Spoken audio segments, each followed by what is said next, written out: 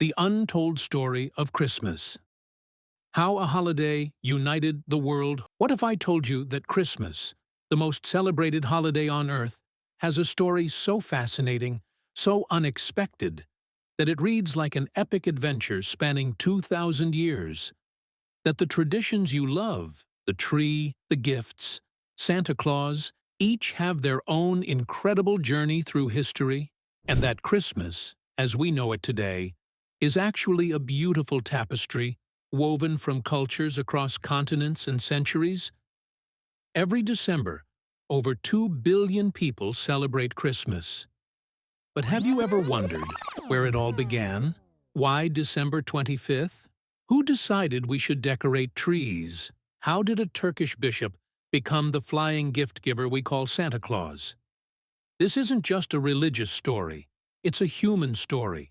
A story of how different cultures, beliefs, and traditions came together to create something that would unite people across the globe. From ancient Rome to medieval Europe, from Puritan America to the modern shopping mall, Christmas has evolved, adapted, and survived against all odds. Today, I'm taking you on a journey through time to discover the real history of Christmas. And I promise you, it's far more interesting than you ever imagined. So grab some hot cocoa, get comfortable, and let's unwrap the greatest story never told. Act 1. The Ancient Winter Celebrations. Long before Christmas existed, humans have always celebrated during the darkest time of year. The winter solstice, the shortest day of the year, was a pivotal moment for ancient civilizations. It marked the turning point when days would start getting longer again. Light was returning. Spring would come. Life would continue. And they celebrated this miracle in remarkable ways. In ancient Rome, one of the most beloved festivals was called Saturnalia. It began on December 17th and lasted about a week. This was a time of joy, generosity, and social renewal. Romans decorated their homes with wreaths and evergreen branches, symbols of life persisting through winter. They lit candles to celebrate the return of light. Friends and family exchanged gifts, often small figurines, candles, or tokens of appreciation. There was feasting, singing, and a spirit of goodwill that filled the streets. What's fascinating is how universal these impulses were. Across the world, different cultures were doing similar things. The Germanic peoples of Northern Europe brought evergreen trees and branches into their homes. Why? Because while everything else died in winter, these trees stayed green. They represented hope, endurance, and the promise that life would return. The Norse peoples celebrated Yule, a 12-day midwinter festival. Families would gather around massive logs burning in their hearths, what we now call Yule logs. They feasted, told stories, and honored the cycle of seasons. During this time, they also celebrated Odin, a wise, bearded figure who would ride through the sky. Children would leave boots filled with treats for Odin's 8-legged horse, and in return, Odin would leave small gifts. Sound familiar? The Celtic Druids honored evergreen plants like holly, ivy, and mistletoe during the winter solstice. They saw these plants as sacred because they thrived when everything else withered. Mistletoe, in particular, was considered magical. A plant that grew without roots in the earth was surely a gift from the heavens. These weren't random superstitions. These were meaningful traditions developed by people trying to make sense of their world, to bring light into darkness, and to maintain hope during the harshest time of year. Then came Christianity. And here's where the story gets really interesting. Act 2. The Birth of Christmas. Christianity began in the 1st century A.D. in a small corner of the Roman Empire. For the first 3 centuries, Christians were a minority, often persecuted for their beliefs. They didn't celebrate birthdays the way we do today, not even Jesus' birthday. In fact, the Bible never mentions the date of Jesus' birth. But by the 4th century, something extraordinary happened. In 312 AD, Roman Emperor Constantine converted to Christianity after experiencing what he believed was a divine vision before a crucial battle. Christianity, which had been illegal and dangerous, suddenly became the favored religion of the world's greatest empire. Now the church faced a fascinating challenge. How do you integrate millions of people who have their own beloved traditions and celebrations? The answer wasn't to erase those traditions, it was to fulfill them. In 336 AD, church leaders officially designated December 25th as the celebration of Jesus' birth. Why this date? Scholars believe it was a thoughtful choice. December 25th fell right after the winter solstice, when Romans were already celebrating the return of light with their festival to Sol Invictus, the unconquered sun. Instead of competing with these celebrations, the church offered a new meaning: Jesus as the true light of the world coming into darkness. This wasn't deception, it was cultural translation. The church was saying, you celebrate the return of light? We celebrate the light of the world. You honor endurance through winter? We honor the birth of eternal hope. And it worked beautifully. People didn't have to abandon their traditions. Instead, those traditions were given new, deeper meaning. The evergreen trees that represented hope now symbolized eternal life through Christ. The gift-giving that honored friendship now reflected the ultimate gift of salvation. The candles that celebrated returning sunlight now represented Jesus as the light in darkness. Christmas wasn't invented from nothing. It was born from a conversation between cultures, a blending of human traditions with spiritual meaning. And for over 1,000 years, this approach created a holiday that people across Europe cherished. But Christmas's journey was far from over. Act 3. Christmas evolves through the centuries. By the medieval period, Christmas had become deeply woven into European culture. It was a time when the wealthy would open their doors to the poor, when communities would come together, and when the normal social order would relax. Lords would serve their servants. Plays and performances would tell the Christmas story. Carolers would go door to door spreading joy. But here's where things get interesting. As Christianity split into different denominations during the Reformation, people began to disagree about how Christmas should be celebrated, or if it should be celebrated at all.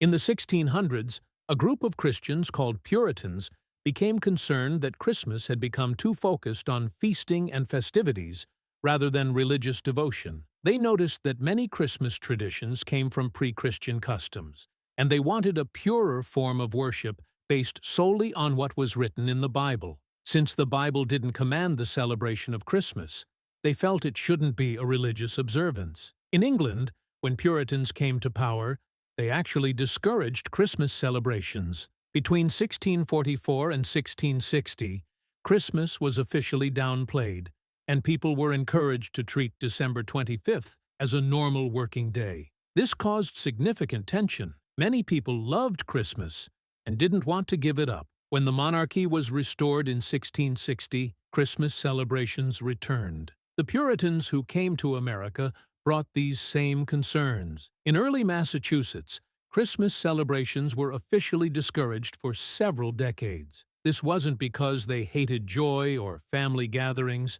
They simply wanted religious observances to be biblical and worship to be sincere. But here's the beautiful part. Christmas survived because people loved it. Even when official celebrations were discouraged, families still gathered, still showed generosity, still marked the season with special meals and acts of kindness. By the 1800s, attitudes had shifted. Christmas was being rediscovered and reimagined in both Europe and America. Act 4. The Christmas Renaissance. The 19th century brought a Christmas revolution. As industrialization changed society, people were looking for ways to reconnect with tradition, family, and meaning. In 1843, Charles Dickens published A Christmas Carol. This story of Ebenezer Scrooge's transformation wasn't just entertainment, it was a cultural manifesto. Dickens reminded readers that Christmas was about compassion, generosity, and second chances. The story was so powerful that it almost single-handedly revived Christmas enthusiasm across England and America. Around the same time, Other traditions were taking shape. In 1823, the poem A Visit from St. Nicholas, known as "'Twas the Night Before Christmas," was published, introducing Americans to a jolly, gift-giving figure who traveled by sleigh. This built on earlier European traditions of St. Nicholas, a real 4th-century bishop from Turkey, known for his extraordinary generosity, especially to children. The real St. Nicholas was remarkable. Born to a wealthy family, he gave away his inheritance to help the poor. He reportedly saved young women from slavery, provided food during famines, and protected children. Over centuries, different cultures added to his legend. The Dutch called him Santa Claus. The Germans had similar gift-bringer figures. And these traditions merged in America to create Santa Claus. The Christmas tree tradition, brought to England by German Prince Albert, Queen Victoria's husband, became hugely popular. Images of the royal family around their decorated tree spread across newspapers, and suddenly, everyone wanted one. The tradition came to America with German immigrants and spread rapidly. By the early 1900s, Christmas had been transformed. It combined religious meaning, family togetherness, generosity, and joy. Yes, it also became commercial. Stores recognized that people wanted to express love through gifts, and businesses responded. But that commercialization wasn't entirely cynical. It reflected something genuine, people's desire to show care for others in tangible ways. In 1931, Coca-Cola's famous Santa Claus advertisements, illustrated by Haddon Sundblom, helped standardize the image of Santa we know today. Warm, friendly, dressed in red. But this was evolution, not invention. Artists and storytellers had been refining Santa's image for over a century. Ace T5. Christmas today.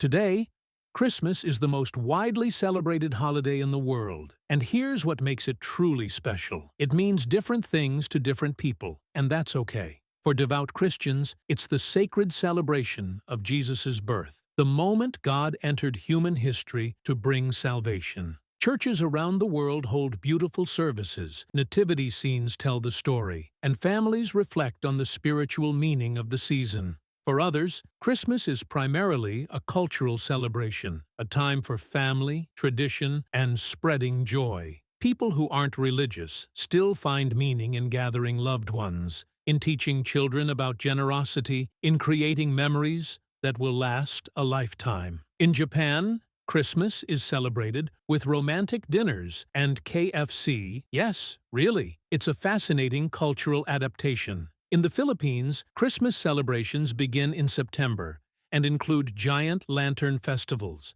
In Mexico, Las Posadas recreates Mary and Joseph's journey. In Ethiopia, Christians celebrate Christmas on January 7th with white robes and ancient ceremonies. The beauty of Christmas is that it has room for all of this. It's a holiday that has proven flexible enough to carry different meanings while maintaining its core message: light in darkness, hope in difficult times, and love expressed through action. Critics sometimes say Christmas has lost its true meaning, but perhaps Christmas's true meaning is that it brings people together, that it encourages generosity, that it creates moments of joy and connection in the darkest time of year, which is exactly what humans have been doing on these dates for thousands of years. The history of Christmas teaches us something profound. Great traditions aren't created in a moment. They're built over centuries by countless people contributing their hopes, customs, and creativity. Christmas absorbed elements from Roman festivals, Norse mythology, Germanic customs, medieval Christianity, Victorian literature, and modern culture. It's a collaborative masterpiece created by humanity across time and continents. Closing. So yes, Christmas has pagan roots. It has Christian meaning. It has commercial aspects. It has evolved dramatically over 2,000 years. And that's not a problem. That's its strength. Christmas survives because it adapts, because it welcomes everyone, because whether you're celebrating the birth of Christ, the return of light, the power of generosity, or simply the joy of being with people you love, there's room at the table. This December, whatever Christmas means to you, you're part of this incredible 2,000-year-old story. You're continuing traditions that ancient Romans, medieval monks, Victorian families, and your own grandparents passed down. That's pretty amazing. So, from all of us here, however you celebrate and whatever it means to you, Merry Christmas. If you enjoyed this journey through history, drop a comment sharing your favorite Christmas tradition and where your family is from. I'd love to hear your stories. And if you want more fascinating history content, hit that subscribe button. Until next time, stay curious and happy holidays.